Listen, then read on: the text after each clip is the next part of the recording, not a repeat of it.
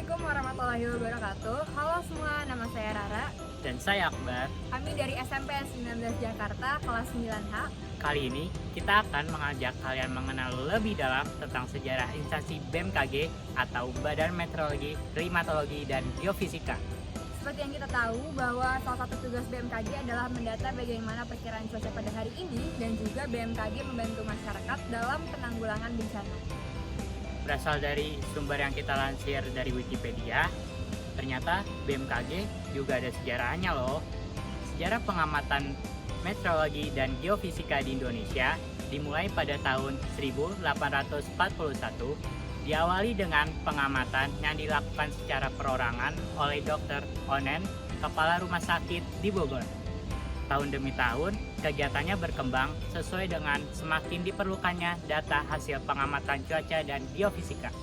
Setelah proklamasi kemerdekaan Indonesia pada tahun 1945, instansi tersebut dipecah menjadi dua, yaitu di Yogyakarta dibentuk Biro Meteorologi yang dikhususkan untuk melayani kepentingan Angkatan Udara, dan di Jakarta dibentuk Jabatan Meteorologi dan Geofisika di bawah Kementerian Pekerjaan Umum dan Tenaga.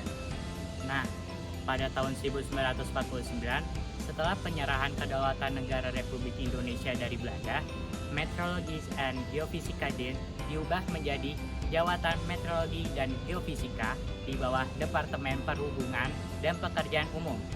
Selanjutnya, pada tahun 1950, Indonesia secara resmi masuk sebagai anggota Organisasi Meteorologi Dunia, World Meteorological Organization atau WMO, dan Kepala Jawatan Meteorologi dan Geofisika menjadi Permanent Representative of Indonesia with WMO. Sekian penjelasan sejarah BMKG dari kami. Itu dia sejarah dari BMKG. Sekarang udah ngerti kan ya apa itu BMKG? Ternyata BMKG udah berdiri sudah lama banget ya, Ra. Bener loh, ternyata udah 74 tahun sejak BMKG dibangun. Setelah ini, kita akan mendengarkan informasi terkait cuaca dari Bapak Hifdiawan. Wah, ini dia yang ditunggu-tunggu, Bar. Kalau gitu langsung aja kita tonton yuk. Perkenalkan dulu nama saya. Nama asli saya sebenarnya Hifdiawan, tapi di sini biasa dipanggil Awan. Jadi beberapa kolega juga ada yang bilang, oh namanya cocok nih kerja di BMKG, karena namanya Awan gitu ya. Baik, oke, sudah bisa screen share. Nah, sebagai informasi, kalau di bagian di BMKG itu ada, kalau bahasanya ada bagian meteorologi, yaitu khusus atau bagian fokus, bagian yang berfokus pada cuaca. Di meteorologi sendiri, setidaknya atau dibagi menjadi 3 unit kerja, yaitu pertama ada meteorologi publik, meteorologi penerbangan, meteorologi maritim. Bedanya apa nih, Kak? Dan meteorologi publik ini yaitu memberikan informasi cuaca yang sifatnya untuk publik. Jadi kalau misalkan adik-adik semua ngelihat, oh pengen pergi ke, misalkan lagi pengen liburan ya ke Ancol misalkan, atau mungkin liburan ke Taman Mini, nah adik-adik semua itu mengakses informasi perakiraan cuaca untuk publik. Sedangkan kalau misalkan adik-adik nanti misalkan mungkin ada yang naik pesawat kemana, biasanya sang pilot itu bakal menginformasikan ya, Bapak Ibu semua bahwa cuaca di kota destinasi atau kota tujuan cenderung cerah berawan dengan suhu berkisar antara 29 hingga 30 derajat Celcius. Nah, informasi yang didapatkan dari pilot tersebut adalah informasi yang kita berikan khusus untuk mendukung penerbangan. Begitu pula untuk kegiatan meteorologi maritim, berarti di wilayah perairan, informasi yang disampaikan oleh BMKG yaitu berupa cuaca di wilayah perairan, juga informasi gelombang. Jadi hampir semua aspek yang mungkin biasanya kita lakukan, kita berkegiatan di aktivitas itu, entah mungkin jalan-jalan atau naik kendaraan, itu selalu sangat berkaitan dengan informasi cuaca, dan BMKG selalu memberikan informasi untuk mendukung kegiatan tersebut. Saya gitu. Nah, pertanyaan ini saya yakin adik-adik semua, Bapak Ibu guru juga pasti pernah dengar ya BMKG. BMKG itu apa sih gitu? Atau ada yang tahu nggak BMKG itu kantornya di mana sih? Di Jakarta gitu kan? Kalau misalkan dari kantor mungkin nanti Kak Judit atau mungkin Kak Ririn juga bisa cerita. Yang pasti BMKG pusatnya ada di Jakarta Pusat Kemayoran. Di antara tugasnya yang tadi sudah disampaikan oleh Kak Ririn juga, yaitu BMKG menyediakan informasi terkait cuaca, iklim, gempa bumi, dan gempa bumi ini di dalamnya juga ada informasi tsunami serta kualitas udara. Ke semua aspek inilah yang diinformasikan oleh BMKG, dan BMKG punya kewajiban untuk memberikan informasi tersebut kepada publik. Kayak gitu. Nah, tadi kan unit kerja di meteorologi, bagian meteorologi itu ada 3 ya. Ada publik, ada penerbangan, dan maritim. Nah, karena ngomongin informasi cuaca publik, maka tidak jauh-jauh lagi kita adalah ngomongin tentang cuaca. Nah, cuaca itu sebenarnya apa sih gitu kan ya? Adik-adik pasti sudah cuaca, misalkan ditanya, cuaca itu apa sih? Oh, cuaca itu panas. Oh, lagi berawan misalkan. Atau mungkin lagi cerah nih. Nah, itu adalah cuaca gitu. Tapi kalau kita balik lagi ke definisinya, cuaca adalah suatu keadaan atmosfer di suatu tempat dalam jangka waktu tertentu atau pendek. Kayak gitu. Jadi contohnya, sekarang adik-adik kalau di rumah nih, misalkan rumahnya di mana nih? Ada mungkin di Jakarta gitu kan ya. Nah, cuaca di Jakarta misalkan di sini akan berbeda dengan cuaca nanti misalkan di wilayah Bogor. Karena cuaca itu cakupannya di wilayah tertentu, pada saat tertentu, waktu tertentu. Bahkan di satu tempat pun seperti di Jakarta misalnya, pagi-pagi cuacanya cerah. Tiba-tiba siangnya padahal masih di Jakarta, tiba-tiba cuacanya jadi hujan. Nah, kayak gitu ya. Jadi, ya cuaca itu kondisinya bergantung juga dengan tempatnya dan juga bergantung dengan waktunya dalam jangka waktu pendek atau tertentu. Seperti itu ya. Nah, ini kan keadaan suatu atmosfer. Nah, di sini atmosfer ya. Atmosfer adalah lapisan udara yang menyelimuti bumi. Jadi semua yang terjadi di dalam lapisan ini, mulai dari tanah sampai ke atas, itu adalah dikategorikan sebagai kejadian cuaca di dalamnya. Seperti itu. Nah, sekarang kawan punya pertanyaan. Kira-kira ada yang bisa ngasih nggak? Kira-kira gambar yang sebelah kiri ini, itu gambar apa sih? Ada yang tahu? Yang ini? Ada yang bisa kasih? Tuh, langsung aja, langsung ke Gambar matahari. matahari. Betul, siapa nih? 9H_2. Adik yang kacamata nih, 2. Siapa namanya? Siapa tadi yang jawab matahari?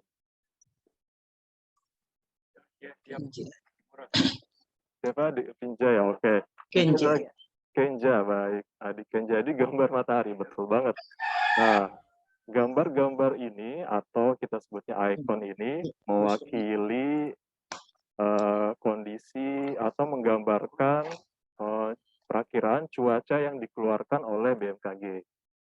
Dalam kasus ini, gambar matahari mewakili kondisi cuaca cerah. Kira-kira gambar kedua apa nih? Ada yang bisa kasih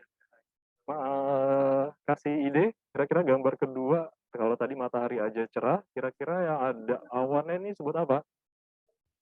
Ada yang tahu? Berawan. Cerah berawan, baik, terima kasih. Adik siapa namanya tadi? Latisha. Latisha, oke, 100 untuk Latisha. Cerah berawan, betul. Nah, ada lagi yang bisa tebak? Oh, kalau ini mungkin sudah kelihatan ya. Kalau yang ini ada awannya aja, Berawan. berawan, betul. Berawan. Betul Ibu, berawan. Nah, yang ketiga nih, yang keempat, apa nih? Berawan hujan. Berawan hujan, baik, terima kasih Ibu Merlina. Ada ide lain dari adik-adik? Kira-kira apa nih gambar ini? Hujan. Iya, tepat sekali, ini adalah hujan. Nah, nanti dalam informasi yang BMKG sajikan kepada publik atau masyarakat itu, hujan nanti ada kelasnya atau kategorinya sendiri gitu ya. Ada hujan ringan, hujan sedang, hujan lebat, atau hujan ekstrim. Nah, yang terakhir nih, bonus. Yang terakhir siapa? Ada yang bisa? Hujan petir. Hujan petir.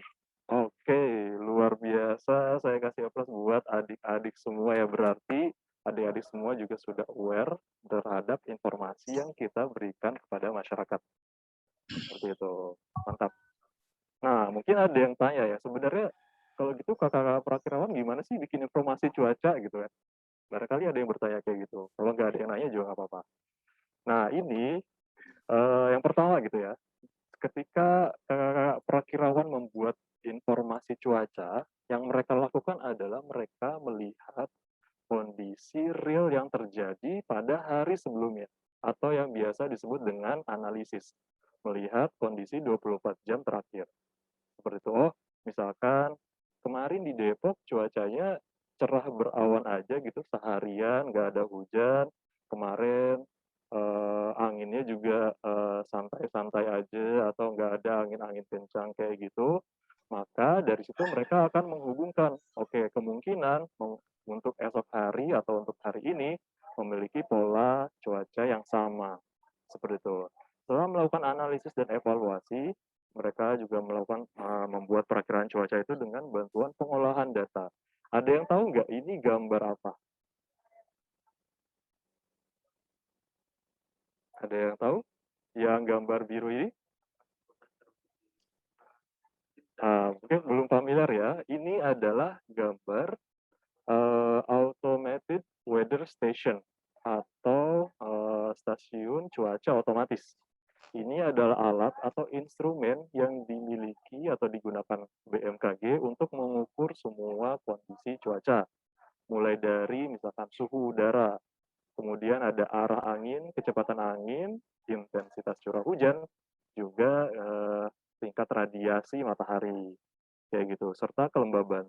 Nah, itu kan berupa data-data ya, misalkan oh kemarin tercatat suhunya 25, paling rendah maksimumnya 31. Nah, kayak gitu nanti oleh kakak-kakak perakirawan itu data-data itu akan digunakan sebagai acuan untuk membuat perakiraan cuaca di berikutnya. Nah, kalau misalkan di tahap kedua ini itu berupa data-data, nanti di tahap ketiga ini sudah bermain interpretasi atau menerjemahkan kira-kira apa sih arti dari data-data yang sudah tercatat saat pengolahan atau pengamatan ini. Nah, kalau misalkan ada yang dilihat sini ya, ini ada apa nih? Ada yang putih-putih gerak, ada warna-warna di belakang, dan ini kurang lebih adalah potongan dari peta Indonesia. Nah, ini yang putih-putih ini adalah pergerakan angin. Jadi, kakak perakirawan akan melihat pergerakan angin pada saat waktu tertentu dengan lokasi tertentu. Contohnya, misalkan di sini ya, di wilayah Jawa nih, ada angin bergerak dari kanan ke kiri atau dari barat ke arah timur, gitu kan. Kemudian tiba-tiba ada yang muter nih angin di sini, gitu kan. Nah, inilah yang nanti dibaca atau diterjemahkan oleh kakak-kakak itu. Oh, berarti kemungkinan ketika ada kondisi seperti ini, maka perakiraan cuacanya adalah misal Jakarta, oh berawan. Kemudian Jakarta Pusat juga kemungkinan akan berawan. Dan yang terakhir misalnya Pulau Seribu juga akan menjadi hujan ringan. Itulah kira-kira bagaimana proses pembuatan perakiraan cuaca. Dan untuk bisa membuat perakiraan cuaca ini tentu bagi teman-teman atau adik-adik yang suka dengan hal-hal yang berbau sains seperti matematik, kemudian fisika, dan juga hal-hal lain ya gitu ya, itu cocok bisa di sini kayak gitu ya, bisa berkreasi atau berkarya di BMKG kayak gitu. Nah, selain informasi perakiraan cuaca, ada juga yang namanya peringatan dini. Peringatan dini cuaca itu adalah informasi yang diberikan kepada publik ketika ada cuaca atau hujan dengan intensitas ringan atau sedang hingga lebat. Jadi ketika ada potensi cuaca, misalkan oh dalam 1 hingga 3 jam ke depan bakal ada hujan sedang hingga lebat di wilayah misalkan Jakarta Timur, Jakarta Selatan, Jakarta Utara, itu nanti akan diinformasikan kepada publik melalui apa? Melalui apa yang tadi disampaikan oleh Kak Ririn, yaitu melalui aplikasi Info BMKG. Kayak gitu. Jadi kalau adik-adik, Bapak Ibu juga udah install nih Jadi ketika lagi jalan, tiba-tiba nanti bakal ada nih notifikasi, oh notifikasinya nggak bunyi kayak gitu ya, tapi nanti adik-adik bakal lihat, oh ada notifikasi peringatan hujan nih di wilayah mana aja. Nanti adik-adik bisa tahu, jadi seenggaknya bisa prepare.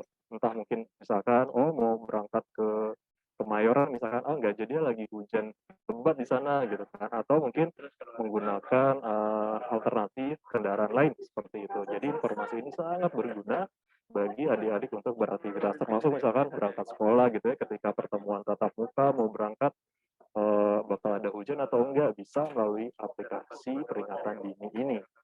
Nah, kayak gitu. Kira-kira informasi cuaca itu penting nggak sih? Adik-adik, penting nggak? Penting ya. Kalau nggak penting, mungkin nggak ada BMKG gitu kan. Informasi perakiraan cuaca atau informasi lainnya yang disediakan BMKG itu penting untuk mengambil suatu keputusan atau dalam suatu aktivitas tertentu, aktivitas khusus. Misalkan apa? Kemarin kita juga misalkan ada kejadian bencana gempa di wilayah Sulawesi Barat. Yang BMKG lakukan selain menginformasikan tentang kejadian gempanya adalah kita memberikan informasi perakiraan cuaca untuk mendukung kegiatan evakuasi di sana. Seperti itu. Kemudian ini juga adalah contoh dalam mendukung pembangunan infrastruktur. Ada yang tahu JIS ya, Jakarta International Stadium? Nah, pembangunannya itu juga disupport atau BMKG juga memberikan informasi gitu ya kepada developer atau kepada stakeholder untuk kondisi cuaca 3 hari ke depan. Karena dengan itu mereka bisa merencanakan kira-kira bakal ngapain aja nih hari ini, atau kira-kira berapa banyak bahan-bahan yang harus disiapkan, atau misalkan apakah harus disimpan itu, atau mungkin hari ini kita stop dulu untuk melakukan pembangunan karena cuacanya hujan terus nih. Nah, seperti itu. Sehingga mereka jadi tidak banyak biaya yang harus dikeluarkan. Selain itu, nah yang event terakhir nih, ada juga event PON 20 di Papua. Ada yang nonton ke sana nggak nih? Oke gitu ya. PON Papua juga kita dukung informasi melalui informasi cuaca. Termasuk yang paling terbaru adalah kegiatan balap di Mandalika International Street Circuit. Gitu ya. Kita juga mendukung informasi melalui informasi cuaca. Jadi informasi ini tentu sangat penting. Selain itu juga di bidang pertambangan, kita juga memberikan informasi untuk kegiatan tambang. Dan juga yang terakhir adalah siklon tropis. Jadi ketika ada siklon tropis atau badai siklon di wilayah Indonesia, kita informasikan wilayah-wilayah mana yang punya potensi hujan atau mungkin informasi gelombang tinggi. Nah, itu tadi. Kita juga menyediakan informasi yang sifatnya edukasi, misalkan ketika ada hujan petir gitu ya. Apa sih yang harus teman-teman adik-adik lakukan? Atau kenapa sih puting beliung itu bisa terjadi? Apa yang harus teman-teman lakukan ketika terjadi misalkan angin kencang? Itu ada kita bagikan dalam bentuk infografis seperti ini di media sosial Info BMKG. Kayak gitu. Kalau tadi Kak Riling bilang, jangan lupa untuk follow TikTok-nya, jangan lupa juga untuk follow Instagram atau media sosial lainnya Info BMKG. Itu aja dari saya. Kalau misalkan ada pertanyaan nanti bisa disampaikan dan kita bisa saling bercerita. Terima kasih, dikembalikan ke Kak Judith ya. Setelah ini, masih ada beberapa pertanyaan yang akan diberikan oleh teman-teman saya kepada Bapak dan Ibu narasumber. Ini dia cuplikannya. Yang pertama, proses mengukur gempa ada tahap apa aja? Oke, mungkin langsung dijawab aja kali ya. Silahkan dengan Mbak Rizky. Oke, terima kasih pertanyaannya. Jadi prosesnya yang pertama mulai kejadian gempanya. Kejadian gempa terjadi, lalu seismometer atau alat pengukur getar gempa ini akan mencatat getaran tersebut dan mengubahnya menjadi sinyal digital.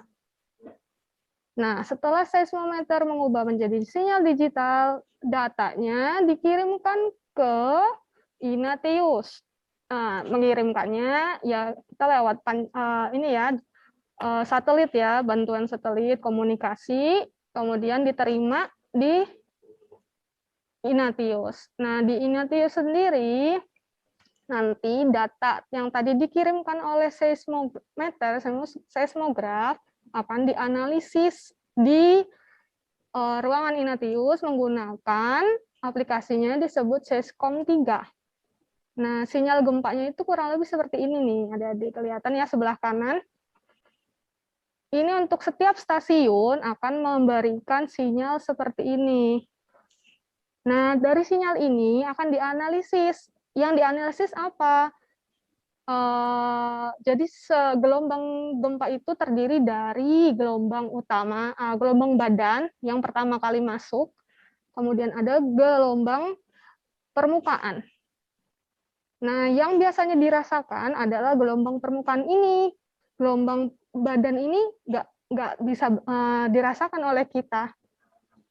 Nah, dari analisis yang mana gelombang badan, yang mana gelombang surface atau permukaan, nanti akan dihitung dengan kalkulasi matematis menggunakan Seiscom ini menghasilkan parameter informasi gempa bumi, yaitu waktu kejadian gempa buminya, magnitudonya, kedalamannya, dan lokasinya. Gitu, Adik. Bisa dipahami? Oke. Oke, makasih Mbak Rizky penjelasannya. Kak, saya masih mau ada satu pertanyaan lagi. Silakan, dengan siapa, Dek? Dengan Firda. Firda, ya, silakan. Apakah saat ini BMKG sedang menjalankan suatu kebijakan program unggulan? Kalau ada, apa saja ya? Terima kasih. Kebijakan program unggulan. Mungkin dari sisi cuaca atau gempa ada ya? Bagaimana Mas Awan? Ini oke, baik. Pertanyaan luar biasa, tapi mungkin nanti bisa ditambahkan dari segi keseluruhan ya, Kak Judit. Kalau dari kami memang kita secara kelembagaan itu punya yang namanya program prioritas nasional. Ya, namanya adalah penguatan kapasitas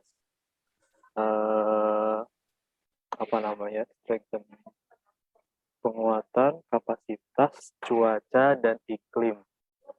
Itu nama programnya. Apa yang dilakukan di dalamnya yaitu melakukan modernisasi peralatan yang digunakan dalam pembuatan perakiraan cuaca, meningkatkan kerapatan pengamatan unsur-unsur cuaca, dan kemudian mengautomasi semua hal yang biasanya dilakukan secara manual. Itu nama programnya. Kayak gitu, betul? Cukup menjawab? Oke, baik. Terima kasih. Ya, terima kasih juga. Silakan, ada lagi yang mau bertanya?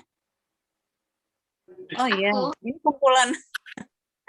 Iya, silakan. Dari siapa adik namanya? Latisha. Latisha, ya silakan. Aku mau nanya dong, apa masyarakat biasa bisa mengetahui keadaan cuaca dengan alat sederhana? Kalau misalnya ada, alat-alatnya apa aja sih? Makasih. Ya, silakan Mas Awan. Oke, baik, terima kasih Latisha ya. Betul? Iya. Baik. Pertanyaan yang menarik. Yang pertama, kalau misalkan untuk kondisi cuaca secara umum, ya tentu kamu nggak perlu lagi dengan alat-alat seperti kayak misalkan citra satelit atau radar dan sebagainya gitu ya. Kamu cukup lihat keluar dengan jarak pandangnya cukup jauh ketika kamu melihat ada angin tepat ke arah kamu berdiri, misalkan kamu berdiri sedang mengarah ke utara. Sedangkan ketika kamu berdiri gitu kan, kamu sedang dihempas angin, dan terlihat di sana ada langit gelap misalkan, kemungkinan ada bakal hujan yang datang ke daerah kamu pada saat itu, entah mungkin dalam periode yang singkat atau mungkin beberapa jam, setengah 1 atau 2 jam kemudian. Sedangkan untuk alat-alatnya, untuk alat sederhana ya, yang pasti kalau misalkan untuk mengukur unsur seperti seperti suhu udara, memang itu perlu alat gitu kan ya, termometer gitu kan, karena itu memang ada nilai-nilai yang perlu diukur. Sedangkan untuk ketika kamu punya misalkan ketika hujan, kita kan mengukur hujan juga ya. Kamu pun bisa mengukur berapa sih intensitas hujan gitu dengan cara menampung air hujan itu. Misalkan kamu punya kayak semacam apa namanya, gayung. Tahu gayung ya, gayung yang buat mandi gitu kan. Kecuali mungkin kamu pakai shower di rumah mungkin beda lagi. Tapi kamu bisa pakai gayung. Kemudian ketika hujan kamu apa namanya, kamu ukur, kamu bisa ketika misalkan 1 jam kemudian kamu ambil lagi gayungnya, kemudian kamu ukur menggunakan gelas ukur, maka nanti ada dengan sedikit perhitungan matematis, kamu bisa mengetahui berapa intensitas curah hujan yang terjadi. Misalkan dalam 1 jam, atau mungkin kamu pengen simpan gayungnya 24 jam kemudian, maka nanti kamu bisa tahu gitu ya, berapa intensitas curah hujan dalam 24 jam. Kamu apa? Seperti itu? Kamu apa?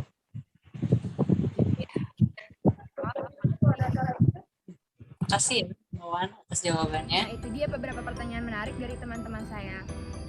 Wah, seru ya.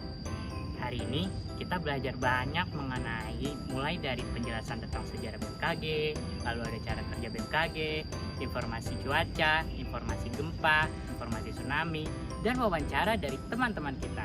Bener banget loh. Ini ilmu yang sangat bermanfaat bagi kita. Oh iya teman-teman, kita mau menyampaikan sesuatu nih. Penasaran nggak? Yuk langsung aja kita lihat. Kami berharap kedepannya BMKG dapat memprediksi cuaca dan bencana alam menjadi lebih akurat agar masyarakat dapat terlindungi. Udah gitu. Jika saya menjadi seorang pemimpin di BMKG, hal yang pertama yang akan saya lakukan adalah mencoba untuk bekerja sama semaksimal mungkin bersama para pegawai yang ada di dalam perusahaan tersebut. Meningkatkan keharmonisan hubungan dari atasan dengan bawahan. Melakukan kerjasama dan mempererat hubungan adalah kunci kesuksesan dalam pencapaian tujuan.